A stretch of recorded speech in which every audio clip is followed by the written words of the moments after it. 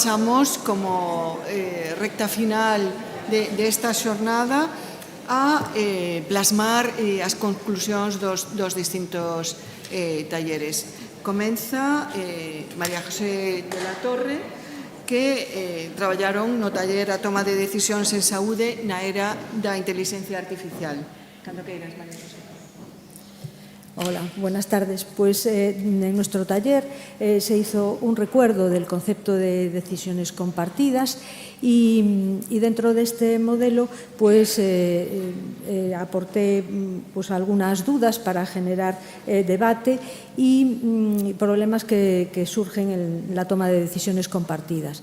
Una de ellas pues, es la persistencia del modelo paternalista, la protección de la familia en torno al paciente y por parte del profesional la falta de tiempo para abordar estas cuestiones. En algunos casos pues, la dificultad, el carecer de habilidades de comunicación o de deliberación. Y ya pasamos pues, a la oportunidad que supone la IA para facilitar el proceso. Entonces, se fue pues, considerando una serie de conceptos, como fue, en primer lugar, los tipos de inteligencia artificial, cómo se crean los modelos de la inteligencia artificial y cómo pueden ayudar a mejorar la calidad asistencial, que debe de ser lo más valioso de la IA. El mejorar esta calidad asistencial. Cómo puede ayudar la IA al médico, al paciente, al acto asistencial y a otras cuestiones como pueden ser la investigación y la docencia. Entonces, comenzamos por hablar del dato y cuando se habla del dato es inevitable hablar de la privacidad del dato. Y después continuamos con la prescripción de herramientas de IA, la validez que éstas pueden tener y el conocimiento que tenemos que tener de cómo se han generado estas herramientas para que sean seguras en el acto médico.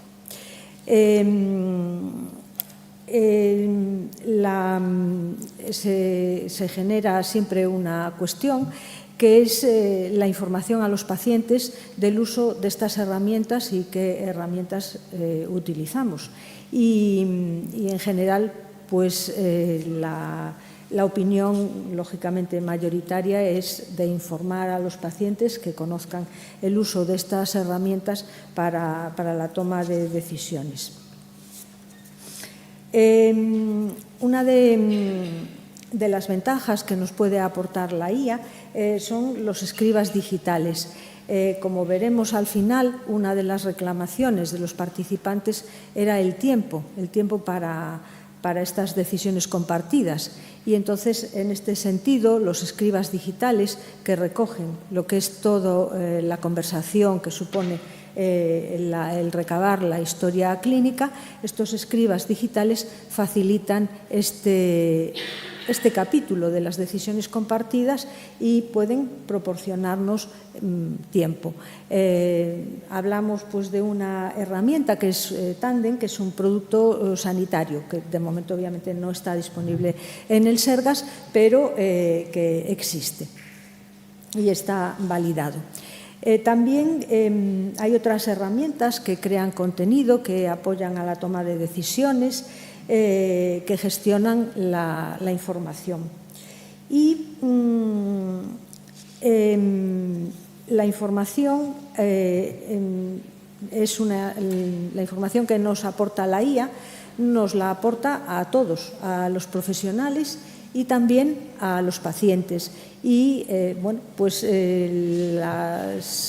la frecuencia con la que los pacientes consultan a la IA como primera opción es muy elevada. Entonces, los profesionales también tenemos que estar preparados para este escenario. Cuando se utiliza la IA para una toma de decisiones o para interpretar una prueba diagnóstica, ¿quién tiene la responsabilidad? También fue un tema que se trató, si el responsable final es el profesional o el responsable o qué responsabilidad puede tener la IA. Obviamente es el profesional, y si están en contradicción el profesional y la IA, por un lado, pues confirma que la IA necesita una supervisión, pero por otro lado también puede ser una oportunidad de mejora, porque esa duda puede hacer profundizar en ese proceso clínico y obtener datos más fiables. Una de las últimas reflexiones fue acerca de si la IA podía aumentar o disminuir la desigualdad y la equidad en el acceso a la sanidad. Y bueno, pues las opiniones eran un poco controvertidas, y en algunos aspectos sí que se concluyó que la IA podía disminuir esa desigualdad y la equidad, pero como es un elemento tecnológico y de momento pues no está generalizado en nuestro medio, sí que podía producir también el efecto contrario. Y bueno, para concluir de todo el taller, resumidamente, las opiniones de los participantes pues coinciden en que es un cambio profundo en la medicina, la cuestión de la IA. Se reclama tiempo para estar con el paciente, tiempo para la formación, y también para desarrollar herramientas y las oportunidades que nos da la IA. Lo que más se valora es el que facilita la información propia del profesional para abordar esta cuestión de las decisiones compartidas, y que también facilita el traspaso de esta información al paciente, que puede eliminar la variabilidad y que también puede facilitar la comunicación. La IA nos ayuda, pero has de estar siempre supervisada. Las dudas que genera pues pueden ser una oportunidad de decisiones más responsables. La IA da miedo si no se usa correctamente, y en conclusión, pues la IA tiene que incluirse dentro de cualquier acto médico y también de las decisiones compartidas. Los actores de las decisiones compartidas sería médico-paciente y con el auxilio de la IA. Muchas gracias.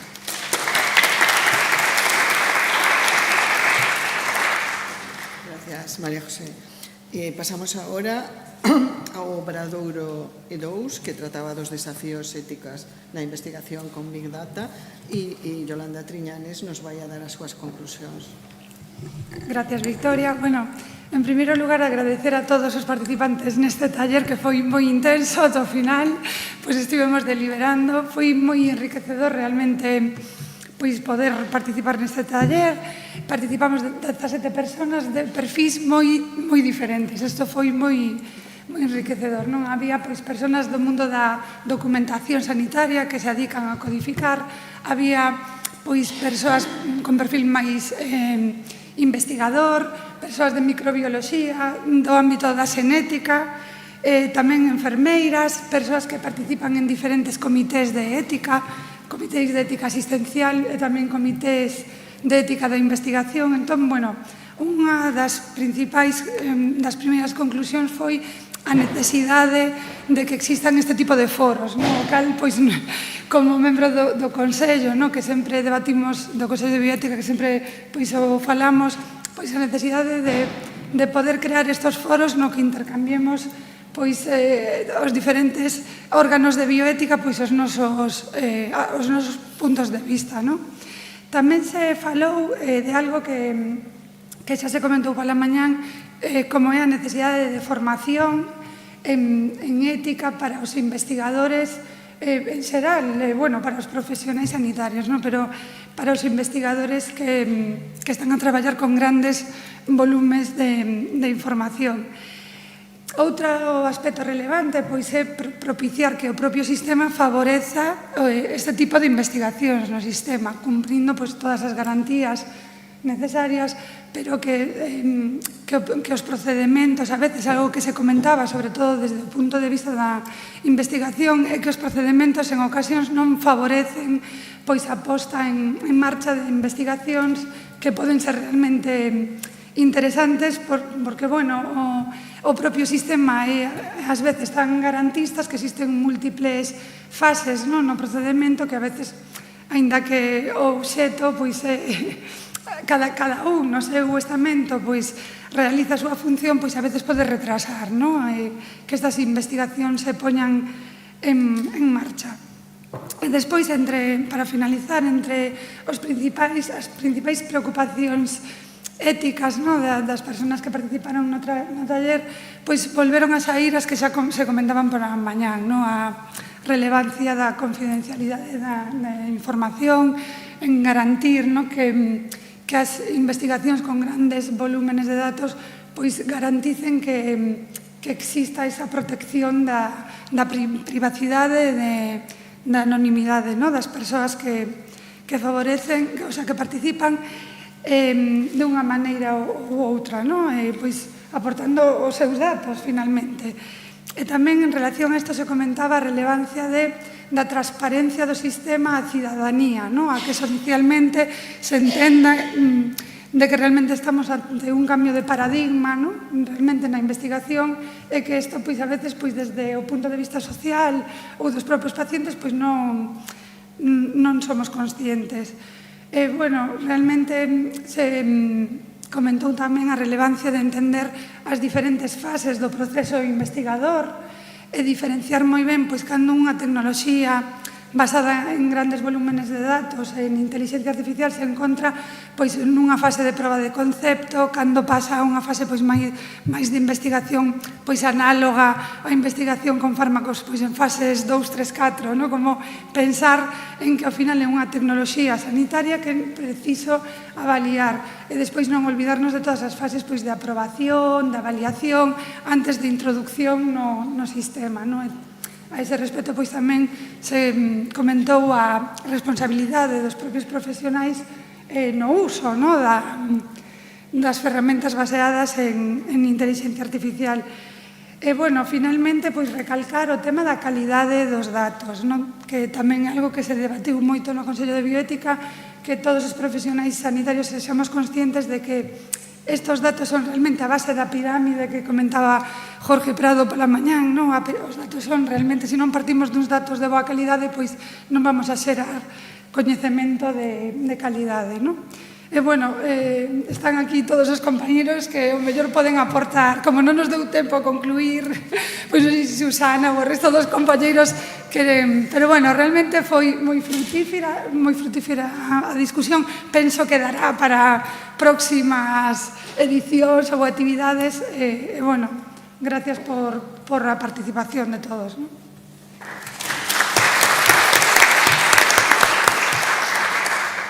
Gracias, Yolanda. Ahora pasamos ás conclusións do Obradoiro 3, que iba de transformación do rol profesional sanitario coa chegada da inteligencia artificial e que Irene Martínez nos vai a dar as conclusións pertinentes. Bueno, eu, como a Yolanda, quero empezar agradecendo ao grupo de traballo, a participación e as aportacións. Creo que foi así bastante enriquecedor e, en xeral, foi un grupo de bastante consenso.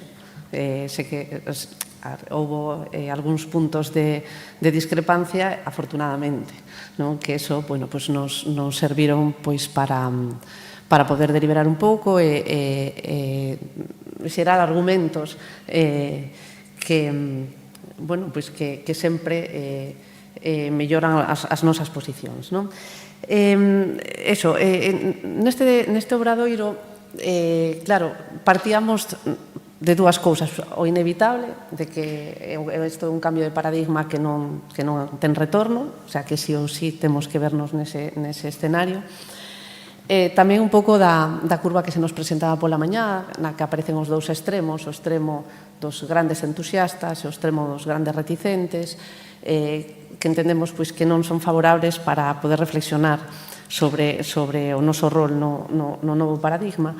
Os grandes entusiastas porque se lles pode pasar por alto algúns valores que se poden lesionar, os grandes reticentes pola inhibición, a resistencia ao final, algo que é inevitable, non nos permite unha boa adaptación. Entón, partindo deso, o Obradoiro pretendía construir entre todos o que considerábamos que era un bo profesional, un profesional aumentado, un profesional virtuoso, como queiramos dicir neste novo contexto no que aí é un integrante máis do proceso asistencial e da relación.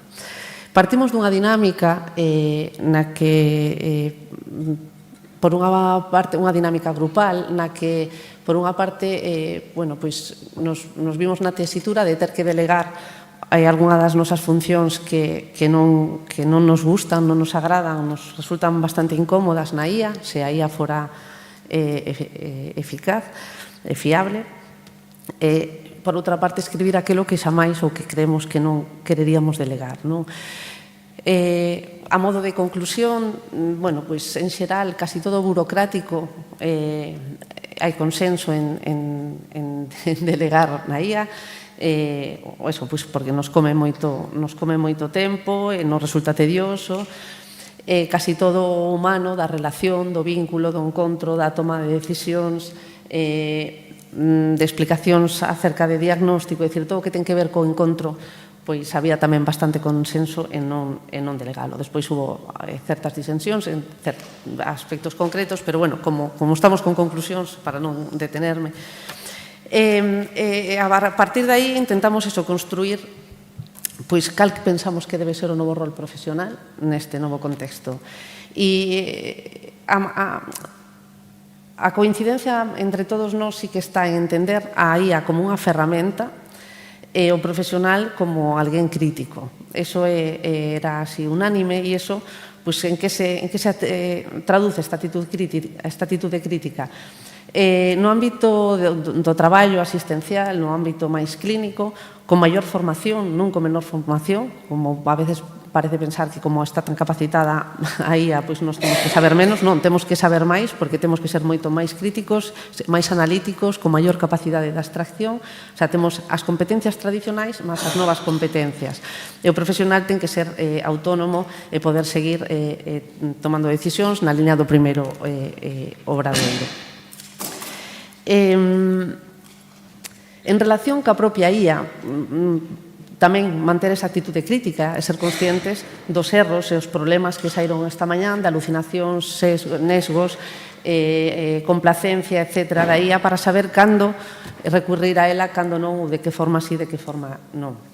Os decía que, en canto a burocracia, había bastante consenso en delegar na IA, pero tamén se puxo enriba da mesa que delegar na IA podía levar a pérdida de competencias, de pensamento, de linguaxe, xa que parece que todo o que é a redacción ou o manexo de datos, etc., vai caer aí, pois, sobre todo pensando nos futuros profesionais, nos residentes, que perderan capacidade de escritura, de linguaxe, etc. Pero tamén isto xerou un debate bastante interesante respecto a que é posible que a entrada da tecnoloxía da IA nos leve a perder certas competencias, pero seguramente tamén a incorporar outras novas.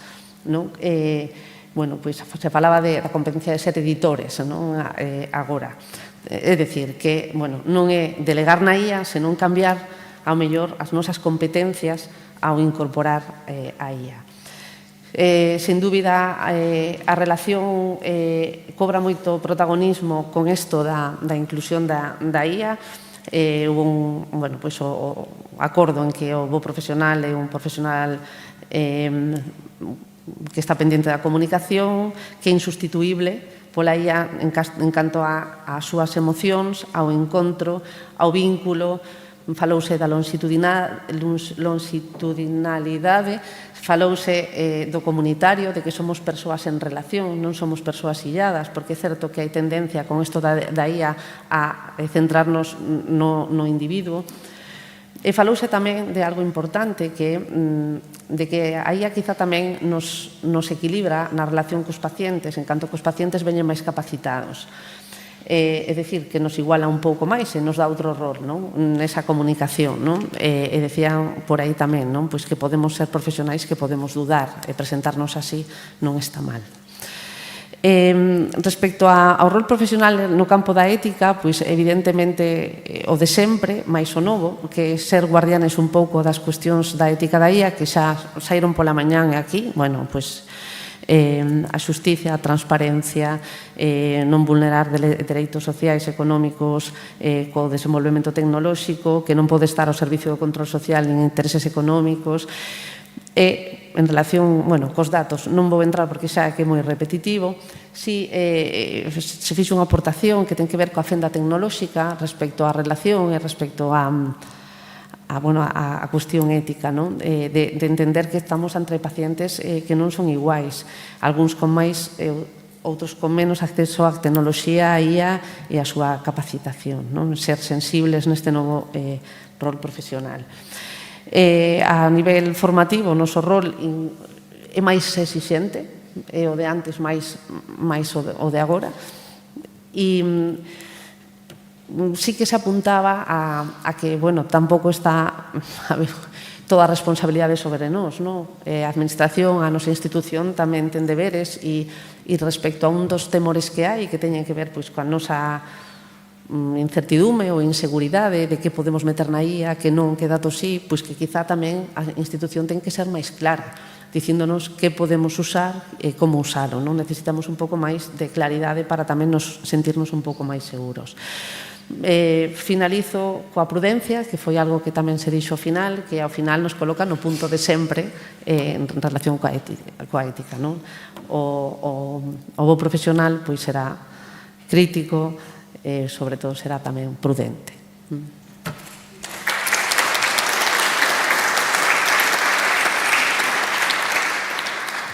Gracias, Irene. E xa chega o turno do taller número 4, na que Consuelo Benito nos relatará as conclusións do tema datos clínicos e ética, como cambia todo ca inteligencia artificial. Moitas gracias. Bueno, primeiro, gracias ao grupo, foi moi variado, había de traballadores sociales, admisión, cirujanos, de todo, o cual é moi enriquecedor. Eso sí, todos moi faladores, he de decirlo. Costoume moito poder coller notas. Para empezar o taller o que fixemos, bueno, que había preparado Ana, foi partindo dun caso clínico, vale, dunha muller que non tiña un diagnóstico, tiña unha clínica pois non moi definida, o seu médico non é capaz de encontrar que o que lle pasa, depois de facer probas, de tal. Entonces, ofrécelle pois, que sea allá, introducindo os seus datos, que lle axude a saber que lle ocurre a esta muller. Entonces, a primeira pregunta que se lanzou foi: debería o médico pedirlle consentimento informado? Bastante unánime a resposta foi, en primeiro lugar, no, sí, perdón, é que yo era que non... Sí, necesitamos. Aí surgiron diferentes puntos, sí, solo para o diagnóstico, podría ter escalada para o diagnóstico, para o tratamento, para facer unhas probas, pero depois xa nos centramos un poquinho máis, alguén centrou ben o debate. A ver, seguramente son dous escenarios bastante distintos, dous ecosistemas distintos. Que ocurriría se fora o ecosistema Sergas, vale, tal e como sabemos e que nos contou Jorge, que están todos os datos, o sea, o Sergas non cede os seus datos, se un sistema ten que ver, implantase nos Sergas e os datos quedan aquí. Entón, nese caso, xa con unha cuestión de confianza, todos dixemos, non fai falta o consentimento informado. Pero que ocurre se isto, porque pode pasarnos, como ben decía Ana, que traballemos noutro sistema que non sea o Sergas, nunha empresa privada, que aí sí que non sabríamos, e aquí sí que por unha protección de datos, todos consideramos que debería pedirse, neste caso, sí, o consentimento informado a paciente. A partir de aquí van surgindo diferentes exemplos, diferentes cuestións, unha que sale repetidamente, acaba de dicirlo ela, saleu esta mañán, os novos profesionales, os novos médicos que veñen, se cada vez se acercan menos ao paciente, se exploran menos, bueno, pois aquí... o problema de que tamén se contaba esta mañana, se van a perder práctica en algunhas cirurxías, bueno, falouse da cirurxía, algunhas competencias. E alguén dixo con moito bo criterio, penso que dixo, ollo, que o de que nos estamos deshumanizando, que xa non nos acercamos ao paciente como antes, igual non é culpa da IA. Igual, a veces estamos justificando cousas que igual nos podemos replantear, igual non é todo problema da IA. Que máis? Bueno, houve máis cousas que surxiron, como a xusticia, e aquí surxiron dúas cousas. Unha que poden ser que os propios algoritmos estén entrenados con población que non é a túa, sería un problema de xusticia, pero alguén sacou tamén un tema que resultou interesante, o moito que consumen os novos, bueno, cada vez que usades o chat GPT, vos sabedes, non sei se que por cada palabra, non sei se son 100 litros de agua, non me... O sea, realmente é un consumo importante. Aquí, como ben se apuntaba, tamén pasou o mismo cos primeiros ordenadores, ocupaba moito espacio, bueno, se supón que se vai a ter que ir avanzando. E xa para ir finalizando, finalmente, así podríamos decir que o que temos claro todos é que temos que sernos responsables e aportar as historias, datos veraces, ollo coa omisión de datos, porque a veces, sí, non sei exactamente quen do grupo dixo, que a veces con isto de querer proteger moito certa información estamos omitindo información que é sí importante, vale? E que é importante tamén para os sistemas. Creo que o dixo alguén tamén, importante tamén a veces os datos non é recollerlos limpios, sino contextualizalos, pois iso sí que ten moita importancia para ter información. E penso que xa para finalizar o máis importante é unha frase que Nuria nos colocou moitas veces cando estábamos falando da IA, e nos decía, a ver, a IA é a ferramenta, o como a usemos e para que a usemos, iso é problema noso, e aí está a ética. Entón, non é a IA mala en sí mesma, sino do uso que nos fagamos. E os profesionales deberíamos ter boa formación e, desde logo, ser responsables das decisións. Non a IA, os profesionales. E acabei.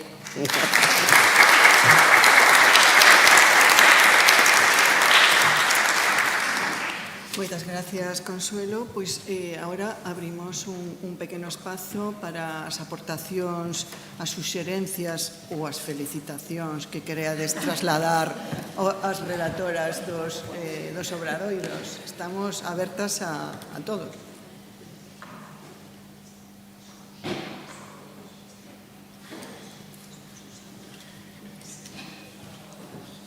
Bueno, pois, sin máis, como conclusión final, eu gustaríame aportar unha conclusión que me tranquiliza e que recolleron prácticamente todos os talleres, e que a IA é unha ferramenta ao servizo do profesional. A mí iso tranquilízame, a verdade, é moitísimo, moito mellor para a miña casa.